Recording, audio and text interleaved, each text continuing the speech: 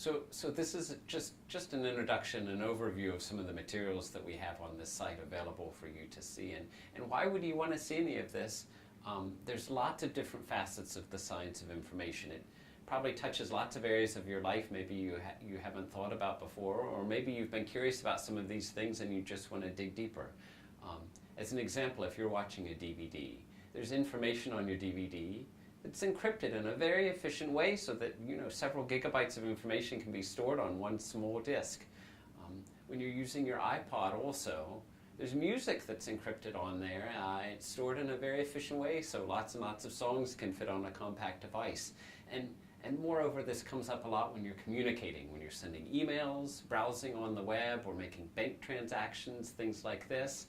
You want your information to be stored in a secure way and an efficient way, and those are sort of conflicting goals. If you could have arbitrarily long messages, it could be very secure, and on the other hand, if you wanted to send stuff very quickly, okay, that's different than wanting to make things secure. So there's lots of different goals and lots of different technologies to accomplish those things.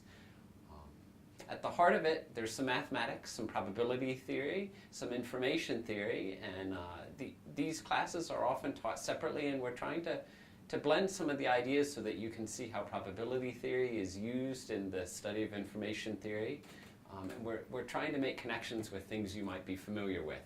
You'll see examples about rolling dice and flipping coins. We try to pick examples that you might be familiar with as you go through the modules. There's lots of different things that might be of interest to you about science of information. Information isn't just things you read in a book, but rather there's the idea of timeliness of information in different contexts, different languages, different semantics. Information literally crops up not just all across the sciences, but in almost anything you'd want to study, there's some notion of information. Notions of randomness and uncertainty and how those things are quantified, and information, as I said before, has a big impact on communicating and on storing. And then there's all kinds of other fundamental ideas like networking, and we're just going to try and tie some of these things together in the modules and tell you about this emerging field that we call science of information.